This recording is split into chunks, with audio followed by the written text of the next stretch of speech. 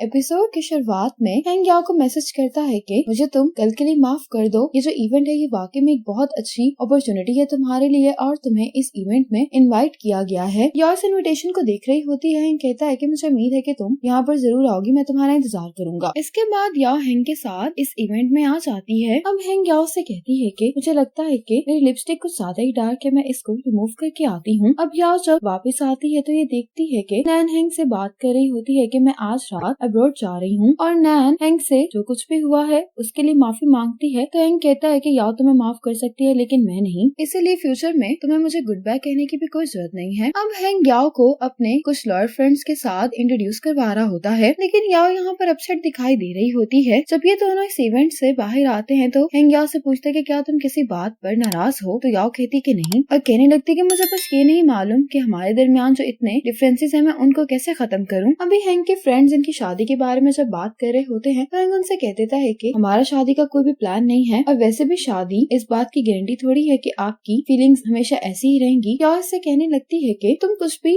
मेरे साथ डिस्कस नहीं करते या तुम्हारी नजर में मेरे पॉइंट ऑफ व्यू की कोई अहमियत ही नहीं है। हैंग कहते हैं कि तुम मुझसे रेस्टोरेंट में बात कर रही थी कि तुम शादी नहीं करना चाहती, इसलिए मुझे लगा कि हम दोनों का ख्याल इस बारे में सेम है, इसलिए मैंने यहाँ पर भी ये सब कह दिया। या कहती कि तुम्हें लगता है कि जो तुम सोच रहे हो हमेशा सही है। हैंग कहता है कि ऐसी कोई बात नहीं है, मैं तो सिर्फ तुम्हारी केयर करता हूँ और तुम्हें प्रोटेक्ट करना चाहता हूँ। या कहती है कि केयर करना और बात है लेकिन अंडरस्टैंडिंग भी होनी चाहिए। ये हैंग से कहती है कि मुझे कुछ टाइम अकेले रहना है। ये कहकर याओ यहाँ से चली जाती है। अगले दिन ऑफिस में हैंग बहुत ज्यादा अपसेट होता है और दूसरी तरफ याओ भी काफी ज्यादा उदास दिखाई दे रही होती है। वुजन हैंग को यहाँ पर देख कर कहने लगता है कि तुम घर क्यों नहीं गए, तो हैंग वुजन को बताता है कि याओ मुझसे नाराज हो गई है। दूसरी तरफ याओ चेंगशी से कहती है कि मैं अपने ऊपर गुस्सा हूँ और ना ही मेरे अंदर हैंग का सामना करने की हिम्मत है, इसीलिए मैं तुम्हारे पास आकर छुप गई हूँ। हैंग वुजन से कह रहा होता है कि मुझे नहीं मालूम कि अचानक से याओ को क्या हो गया है, मैंने तो कुछ भी गलत नहीं किया। याओ चेंगशी से कह रही होती है कि इस सारे टाइम में मेरा और हैंग का रिलेशनशिप काफी अच्छा रहा है लेकिन हैंग के कुछ ऐसे ख्यालात और बिहेवियर्स हैं जिसकी वजह से मुझे बिल्कुल भी अच्छा फील नहीं होता। मुझे ऐसा लगता है कि जैसे उसकी नजर में मेरी कोई रिस्पेक्ट नहीं है। इस बात का जवाब हैंग वुजन को दे रहा होता है कि मैं याओ की केयर करता हूँ लेकिन न जाने उसको ऐसा क्यों लगता है कि जैसे मैं उसकी रिस्पेक्ट नहीं करता। वुजन कहता है कि प्यार में लॉजिक्स नहीं चलती, तो मैं ये अंडरस्टैंड करना होगा कि याओ क्या सोचती है और वो कैसा फील करती है। चेंगशी याओ से कहती है कि क्या तुम हैंग से अब ब्रेकअप करना चाहती हो, तो याओ कहती है कि नहीं मैं ब्रेकअप करना नहीं चाहती। कहता है कि मुझे अभी याओ से जाकर पूछना होगा कि आखिर उसे क्या प्रॉब्लम है। लेकिन वुजन हैंग से कहता है कि तुम उसे अगर अभी मिलने के लिए गए तो मसला मजीद खराब हो सकता है, तुम कुछ टाइम के लिए अपने विला में शिफ्ट हो जाओ और तुम उसे कुछ स्पेस दो। दूसरी तरफ चेंगशी भी याओ से यही कहती कि तुम दोनों को अपने रिलेशनशिप को कुछ देर टाइम देना चाहिए। आज फिर से याओ और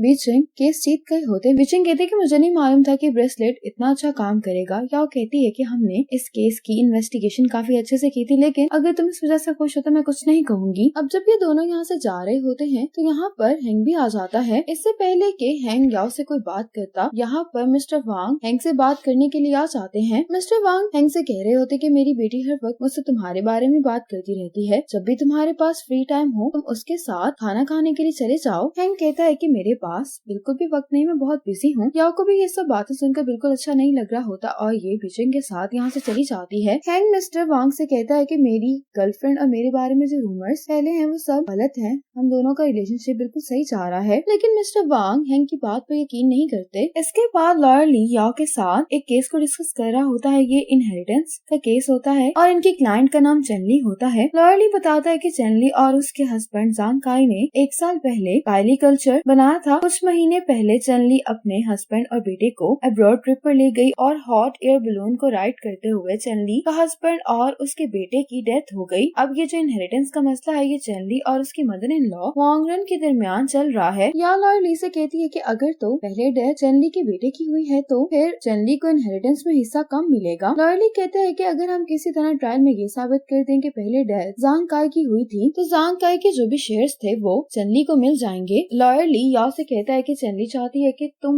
उसका ये केस हैंडल करो और ये याओ को बताता है कि चेनली की मदर इन लॉ होंगरन का लॉयर हैंग है। लॉयर ली कहता है कि तुम पर है कि तुम इस केस को एक्सेप्ट करना चाहती हो या नहीं। अब यार रेस्टोरेंट में चेनली से मिलने के लिए आ जाती है। चेनली कहती है कि मुझे सिर्फ काइली कल्चर चाहिए जो कि मैंने और मेरे हस्बैंड ने मिलकर बनाया था, मुझे इसके अलावा कुछ नहीं चाहिए, क्या तुम ये हासिल करने में मेरी मदद कर सकती हो। याओ कहती है कि आपने मुझे इसलिए अपनी लॉयर चुना है क्योंकि मैं हैंग की गर्लफ्रेंड हूँ। चेनली कहती है कि मैंने हैंक के बारे में रिसर्च की थी और ऐसा कोई भी केस नहीं है जो आज तक उसने हारा हो, इसलिए मुझे लगा कि मेरी लॉयर को भी थोड़ा सा डिफरेंट होना चाहिए। याओ कहती कि मैं आपको एक बात क्लियर कर दूं कि मैं आपको सर्व करने के लिए सिर्फ प्रोफेशनली ही काम करूंगी। मैं अपनी आइडेंटिटी का इस केस को जीतने के लिए कभी भी फायदा नहीं उठाऊंगी। याओ कहती है कि अभी भी आपके पास टाइम है, आप अपने लिए कोई और लॉयर ढूंढ सकती हैं। ये कहकर याओ जाने लगती है, लेकिन चेनली इसको रोकती है और कहने लगती है कि मुझे तुमसे बात करके मालूम हो गया है कि तुम अपने काम को लेकर बहुत सिंसियर हो, इसीलिए मैं तुम्हें हैंक की गर्लफ्रेंड के तौर पर अपनी लॉयर हायर नहीं करना चाहती, बल्कि तुम्हारे प्रोफेशनलिज्म को देखकर तुम्हें अपनी लॉयर बनाना चाहती हूँ। ये बात सुनकर याओ को बहुत अच्छा लगता है और याओ चेनली से कहती कि फिर मैं आपके साथ केस के बारे में कुछ डिस्कशन कर लेती हूँ। इसके बाद याओ इसी बुक शॉप में हैंक का फेवरेट गाना सुनने के लिए आती है। कुछ देर बाद यहाँ पर हैंक भी आ जाता है, जिसको देखकर चेन कहता है कि कैसा इत्तेफाक है कि तुम भी यहाँ पर आज ही आ गए हो। ये सुनकर फौरन हैंक रूम में जाता है, लेकिन यहाँ पर याओ नहीं होती। अगले दिन जब याओ ऑफिस से बाहर आती है तो हैंक इसका बाहर ही खड़ा होकर इंतजार कर रहा होता है। हैंक याओ से कहता है कि तुम चेनली का केस मत लड़ो, मैं तुम्हारी लॉ फर्म को कुछ और केसेस रिकमेंड कर देता हूँ जिनको हैंडल करके तुम बहुत आसानी से जीत सकती हो। याओ कहती है कि जनजंग में इतने केसेस नहीं है कि मैं ये चूज कर सकूँ कि मुझे कौन सा केस लड़ना है और कौन सा नहीं। याओ कहती है कि हमें काम को अपनी पर्सनल लाइफ से सेपरेट रखना चाहिए। हैंक कहता है कि हमारे रिलेशनशिप में आगे ही मसले चल रहे हैं, मैं अपने काम की वजह से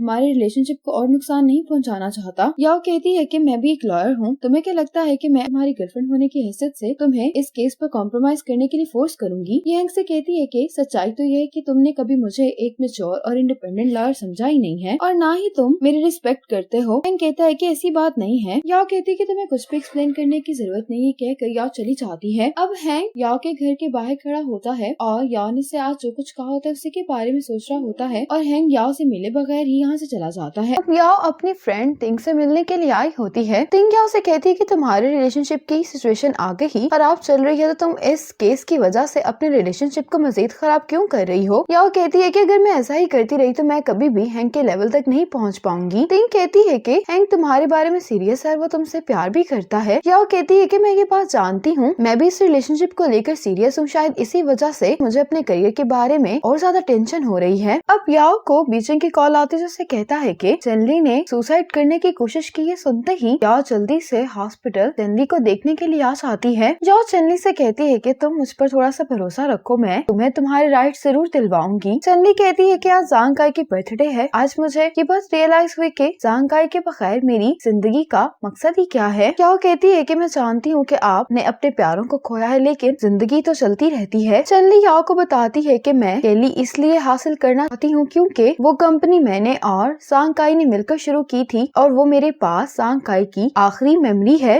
और आज फाइनली चेंगशी जुनहुन की पार्टनर बन गई है। वुजुन चेंगशी को इसके ऑफिस में लेकर आता है। वुजुन चेंगशी को कंप्यूटर का वॉलपेपर दिखाता है जो कि इसकी और चेंगशी की पिक्चर होती है। चेंगशी इसको देखकर कहती है कि क्या मुझे यही वॉलपेपर इस्तेमाल करना होगा। वुजुन कहते हैं कि तुम इस पिक्चर को देखकर सारा दिन खुश रहोगी। चेंगशी को ये ऑफिस देखकर काफी अच्छा लगता है। अब यहाँ पर चेंगशी की नजर हैंक पर पड़ती है, जो कि ग्लासेस लगाकर ऑफिस में आ रहा होता है और हैंक को देखते ही सारे एम्प्लॉयज अपनी अपनी जगह पर आ जाते हैं। चेंगशी कहती है कि क्या ये सब लोग हैंक से इतना डरते हैं। तो वुजुन कहते हैं कि जब से याओ यहाँ से गई है तो हैंक का मूड जरा खराब रहता है। इसके बाद चेंगशी हैंक की विला पर आती है। ये हैंक से कहती है कि क्या तुम कुछ दिनों के लिए मेरे डॉग की टेक केयर कर सकते हो। हैंक इसके लिए मान जाता है क्योंकि याओ और वुजुन दोनों ही बिजी होते हैं। हैंक चेंगशी से याओ के बारे में पूछता है तो चेंगशी हैंक को बताती है कि जब मैं छोटी थी तो मेरे पेरेंट्स ने मुझे याओ की टेक केयर करने के लिए कहा था, लेकिन एक दिन याओ मेरे पास आई और कहने लगी कि वो इस बात को लेकर अपसेट है कि हमारे पेरेंट्स ने याओ से नहीं कहा कि उसको मेरी भी टेक केयर करनी है। याओ की नेचर ऐसी है कि वो किसी भी रिलेशनशिप में ये नहीं चाहती कि वो किसी पर रिलाई करे। तुम मेरी बात समझ रहे हो ना। हैंक कहता है कि हाँ। चेंगशी के जाने के बाद हैंक को याओ की कॉल आती है, जो उसे शाम में मिलने के लिए बुलाती है। हैंक चेंगशी के डॉग से कहने लगता है कि तुम मेरे लिए बहुत लकी साबित हुई हो। शाम में हैंक याओ से मिलने के लिए चला जाता है। याओ हैंक से कहती है कि मैंने तुम्हें यहाँ पर केस की डिस्कशन के लिए बुलाया है। हैंक को ये सुनकर बहुत बुरा लगता है कि याओ ने इसे सिर्फ काम की बात करने के लिए बुलाया है। याओ हैंक से कहती है कि चेनली को सिर्फ अपनी और जांग काई की कंपनी चाहिए, उसे और इनहेरिटेंस में हिस्सा नहीं चाहिए। इसीलिए क्या तुम चेनली की मदर इन लॉ से एक मीटिंग नहीं करवा सकते। चेनली की मदर इन लॉ को ये लगता है कि चेनली ने सिर्फ पैसों की खातिर जांग काई से शादी की थी, लेकिन वो वाकई में ही जांग काई से बहुत मोहब्बत करती है। हैंक कहता है कि मैंने तुम्हें ये बात कितनी दफा समझाई है कि हमें अपने कस्टमर की पर्सनल लाइफ से दूर रहना चाहिए और सिर्फ अपने काम को प्रोफेशनली करना चाहिए। याओ कहती है कि हम लॉयर्स हैं, हमें प्रोफेशनली तो काम करना चाहिए, लेकिन अगर हम अपने कस्टमर्स के इंटेंशंस को जान लेंगे तो उससे हमारा ही काम और बेहतर हो जाएगा। और लॉयर होने का मतलब ये नहीं है कि आपके अंदर से सारी फीलिंग्स ही खत्म हो गई हैं। अब याओ हैंक को चेनली और उसकी फैमिली के एक्सीडेंट की वीडियो दिखाती है। याओ कहती कि इस वीडियो में चेनली खुद भी जख्मी है, लेकिन फिर भी ये लोगों को अपने हस्बैंड की जान बचाने के लिए कह रही है। सिर्फ प्यार में ही लोग कुर्बानी देकर अपने प्यारों की जान पहले बचाना चाहते हैं। याओ कहने लगती है कि जरूरी नहीं है कि हर चीज को एक ही मेथड से सॉल्व किया जाए, इसलिए मैं चाहती हूँ कि क्या हम इस केस को किसी और तरीके से हल कर सकते हैं। चेनली और चेनली की मदर इन लॉ दोनों ही तो ज़ांग काई से प्यार करते हैं, तो फिर क्यों ना हम उनकी सुलह करवा दें, क्योंकि सिर्फ इस एक्सीडेंट की वजह से ही चेनली की मदर इन लॉ को गलतफहमी हो गई है। हैंक कहता है कि मैं इतने सालों से लॉ को प्रैक्टिस कर रहा हूँ, लेकिन ऐसा कभी भी नहीं हुआ। याओ कहती है कि मैं ये बात प्रूव करना चाहती हूँ कि शादी से सिर्फ प्रॉपर्टी की प्रोटेक्शन नहीं होती, बल्कि शादी प्यार को भी प्रोटेक्ट करती है। ये सब बातें हैंक के लिए काफी नहीं होती, की बातों से कन्विंस भी हो जाता है। इसी मोमेंट पर ये एपिसोड खत्म हो जाती है।